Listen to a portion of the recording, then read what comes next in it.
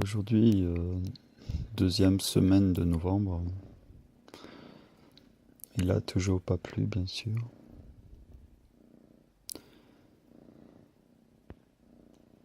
Le soleil est encore très chaud.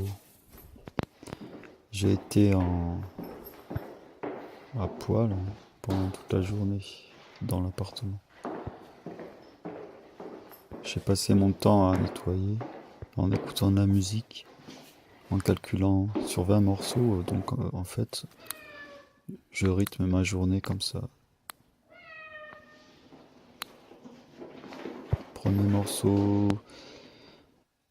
j'essaye de faire un maximum de tâches ménagères. Je fais la vaisselle par exemple. Miaou. Puis bon, Miaou. je joue à ce jeu vidéo.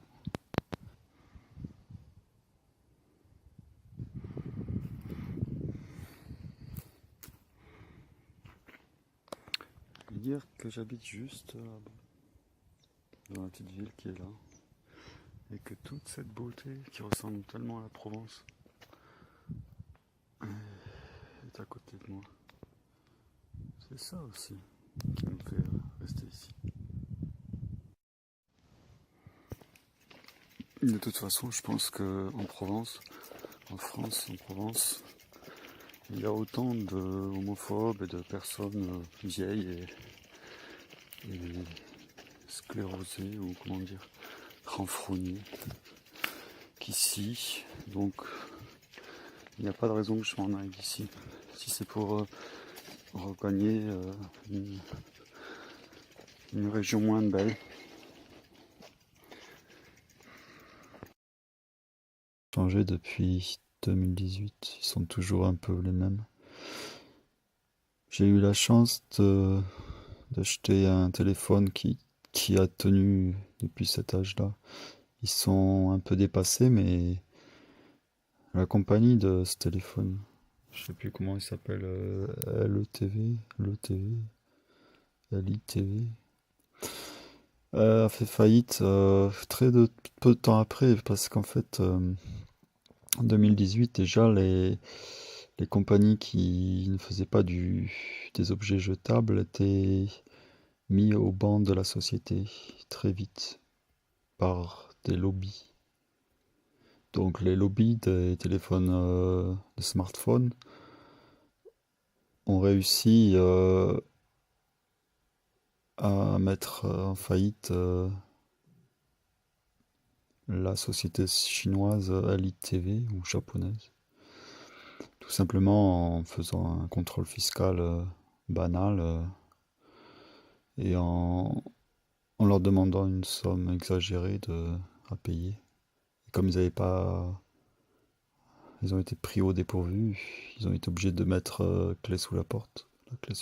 Et c'est dommage parce ils avaient vraiment fait les choses intelligemment. Ils avaient pris la batterie la plus perfectionnée à cette époque et elle tient toujours. Ça fait 40 ans maintenant et elle tient toujours. Donc je la recharge par mes panneaux solaires. J'ai été très vite à la recherche de l'électricité solaire parce que je savais bien qu'un jour ou l'autre, ils allaient couper le courant. Les explosions des centrales nucléaires ont complètement détruit le système électrique en Europe. 30 вот так. Que je revienne dans 10 jours. Детьми, ей-богу, клуша вот. Какого?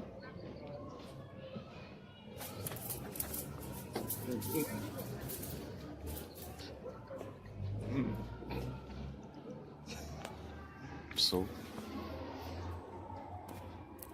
Да, I say if you can wait me 20-30 minutes. Je sais non. She say yes. So let's go. Back. It's already minutes 10. Ah, wait. 10 minutes. Donc on revient au bureau du vétérinaire. Bah, hop, der won't be something. Maybe. Les explosions des centrales nucléaires ont complètement détruit You'll sleep about maybe le 2-3 système hours. électrique en Europe.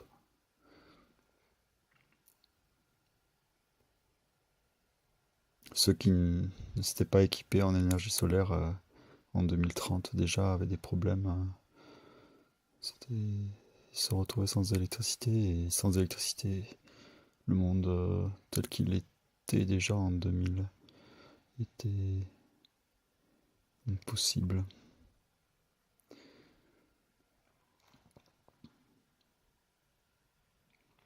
Il y avait déjà des recherches sur l'indépendance électrique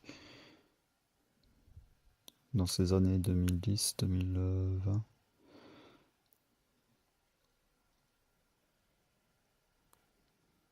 Les matériaux pour les panneaux solaires sont difficiles à entretenir. On a compris que longtemps après qu'il fallait nettoyer certains ou changer certaines pièces pour pouvoir rallonger de 10 ou 20 ans le panneau solaire, voire plus. Moi, je les ai depuis 50 ans. Oui, 30, 40 ans. Mes premiers panneaux solaires sont petits comme la main, et je suis arrivé en 2018 à acheter un grand panneau solaire. Une grande plaque sur internet, c'était oui, à l'époque. Ça a été difficile en fait parce qu'il y a aussi tout un système de lobby qui s'est mis en travers du commerce des panneaux solaires. L'Amérique déjà et la France ensuite, et tous les pays de l'Ouest ont trouvé moyen d'interdire en fait l'importation de panneaux solaires. Des pays chinois qui ont toujours été précurseurs à cette époque. Bon, toute la Chine, peu à peu, s'est équipée en panneaux solaires, mais l'Europe aussi a fini par s'équiper énormément avec les panneaux, mais elle n'a pas abandonné assez tôt l'énergie atomique.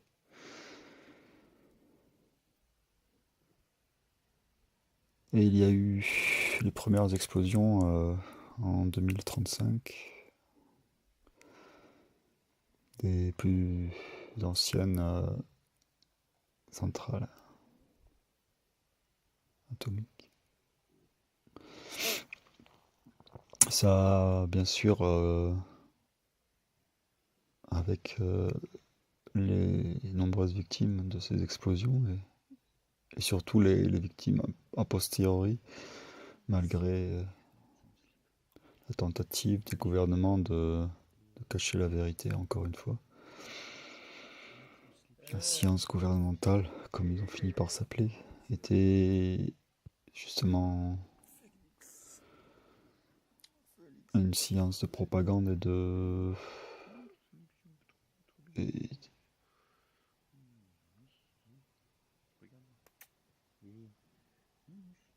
et de techniques pour créer de l'illusion, de cacher la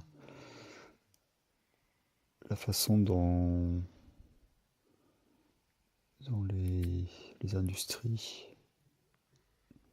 peu à peu ont décimé toute une partie de la population avec leurs accidents industriels qui étaient parfois même qui passaient à la trappe des informations, des accidents écologiques, comme on les appelait dans les années 2000. Ils se sont multipliés dans les années 2020, 2025. Et il y en a eu tellement que certains ont fini par bouleverser le cours de certaines politiques, et comme des putsch militaires il y a eu comme des réactions très violentes de la population contre les gouvernements en place et les lobbies. Ça a été très, très sanglant, mais ça a fini par créer des nouvelles façons de gouverner.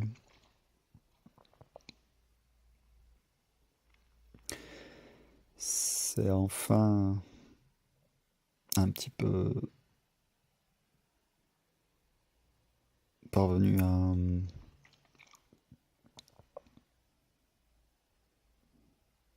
stopper le côté totalitaire qui s'installait de plus en plus dans les années 2015. Le gouvernement d'une élite et de lobbies, d'actionnaires et d'industriels. Bien sûr, ça n'a pas été sans peine quand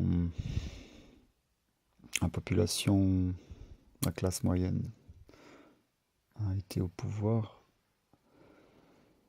Il y a bien eu des déboires, car qui dit populaire dit aussi populisme, et il y a eu des débordements humanitaires. Les droits de l'homme ont été très difficiles à faire respecter, mais pas autant, ils n'ont pas été autant bafoués que dans les années 2030, 2025-2030, quand les régimes totalitaires ont vraiment conquis les manettes du pouvoir de toute la planète. C'est que ce n'est qu'en 2035 qu'il a commencé à y avoir 2035 environ, je sais plus, 2032, 33, commencé à y avoir une sorte d'équilibre avec les survivants, comme on a commencé à les appeler, qui, vu la destruction de certaines villes importantes comme New York et d'autres villes inondées par la montée des eaux de la mer, de l'océan Atlantique notamment, en premier. Malgré tous les prouesses technologiques et l'argent dépensé par les grandes compagnies qui tenaient à New York comme en 2001, le 11 septembre, le terrorisme sur l'avion sur le World Trade Center avait causé un choc planétaire en 2031, d'ailleurs en mois de septembre 2017 je crois, quand finalement New York a dû éteindre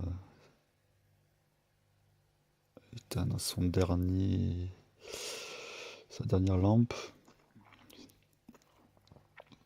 parce qu'il y avait à peu près 30 mètres d'eau de trop,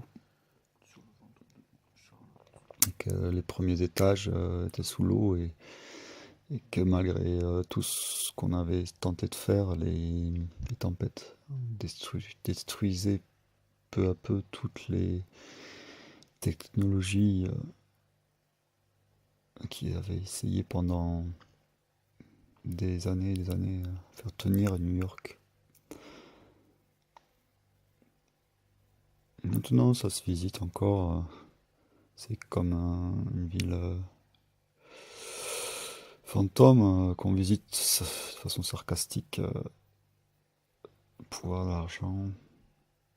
Justement, les partis populaires, comme on les appelle, organisent des conférences encore à New York.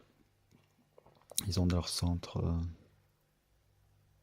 qui marche à l'énergie solaire, justement, puisque l'électricité n'a pas pu être préservée. J'y suis allé, je me rappelle, en 2043. Mon dernier grand voyage, encore une fois, à New York, après 2010.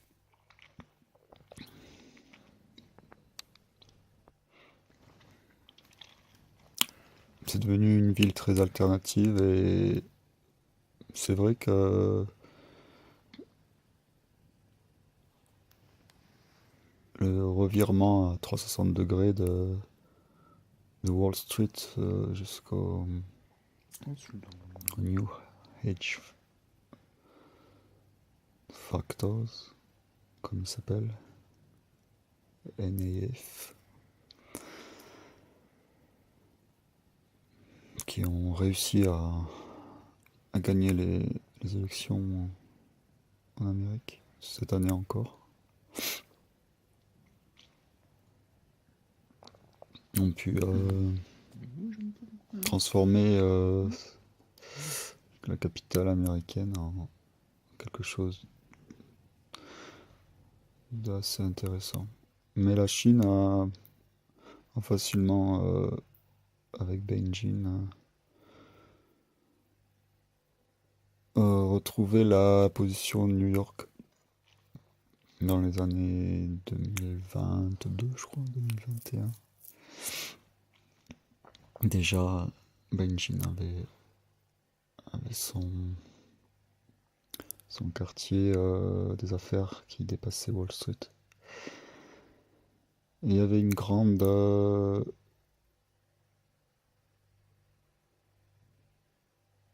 liquidité. Les Chinois ne pouvaient pas dépenser leur argent liquide assez vite. Et le commerce international qui passait surtout par Internet d'ailleurs est devenu très vite un problème dans l'économie mondiale puisque Beijing n'a pas pu écouler assez vite comme il voulait malgré ses chantiers dans toute l'Afrique et, et l'Amérique latine et l'Asie.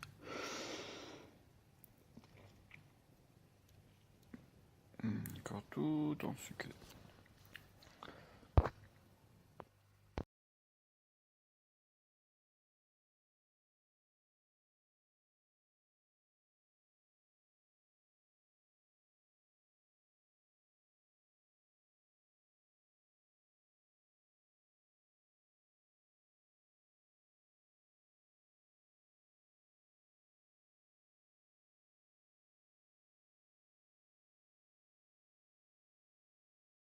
Oh, pardon, et je pars en courant avec mon sac à dos.